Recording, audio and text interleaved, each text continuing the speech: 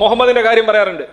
മുഹമ്മദ് 6-ാം വയസ്സിൽ കെട്ടി എന്നുള്ളത് അന്നത്തെ കാലത്ത് പലരും ചെയ്തിട്ടുള്ള കാര്യമാണ്. മുഹമ്മദും അത് ചെയ്തു എന്നുള്ളതാണ്. അന്ന് തെറ്റായിരുന്നെങ്കിൽ അന്നുള്ള ആളുകൾ തന്നെ അതിനെ എതിർക്കുമായിരുന്നു. അവർ മരക്കഷ്ണങ്ങളൊന്നും അല്ലല്ലോ. ഇന്ന് ഒരു 6-ാം വയസ്സിലുള്ള ഒരു കുട്ടിയെ കെട്ടാനായിട്ട് ഒരാൾ വീട്ടിൽ വന്ന് കയറി കഴിഞ്ഞാൽ നമ്മൾ അയാളെ സൽക്കരിക്കും വിതിൻ ഇൻവേർട്ടഡ് കോർമ. കാരണം എന്താണ്? ഇന്ന് എല്ലാവരും അതിനെ എതിർക്കുന്നു. ഇന്നത്തെ മൂല്യത്തിന് താങ്ങാനാവാത്ത ഒരു അനർത്ഥമാണത്. അതുകൊണ്ടാണ് കാലത്തിന്റെ ഒരു സ്പിരിറ്റ് എല്ലായിടത്തും വർക്ക് ചെയ്യുന്നുണ്ട്. മുഹമ്മദ് ചെയ്ത് തെറ്റാണെങ്കിൽ അന്ന് ആളുകൾ സമ്മതിക്കില്ലല്ലോ.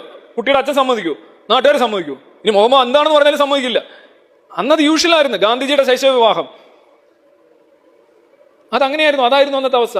പക്ഷെ ഇന്നത്തെ അവസ്ഥകൾ മാറി വരുന്ന പരിസ്ഥിതിയിൽ നിങ്ങളത് ചെയ്യുമ്പോൾ തെറ്റായിട്ട് വരുന്നു.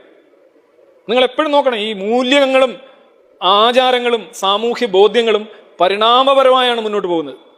ഇതെല്ലായ്പ്പോഴും ഒന്നായിരുന്നു എന്ന് പറഞ്ഞ് നിങ്ങൾ ചിന്തിക്കരുത്. അങ്ങനെ ആയിരുന്നില്ല.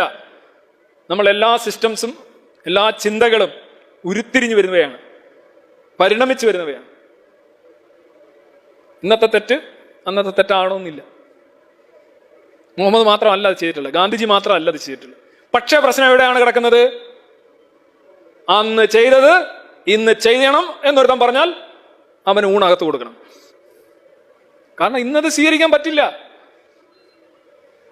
അന്ന് ചെയ്തതാണ് എന്നേക്കുമുള്ള ചെയ്യൽ എന്ന് പറഞ്ഞാലും സ്വീകരിക്കാൻ പറ്റില്ല. മതം ഇത് രണ്ടുമാണ് ചെയ്യുന്നത്. മുഹമ്മദ് 6-ാം വയസ്സിൽ കെട്ടി എന്നുള്ളതല്ല പ്രശ്നം. മുഹമ്മദ് കെട്ടിയത് എക്കാലത്തേക്കുമുള്ള ഒരു മികച്ച ഉദാഹരണമാണ് എന്ന് പറയുന്നിടത്താണ് പ്രശ്നം. അത്രേ ഉള്ളൂ.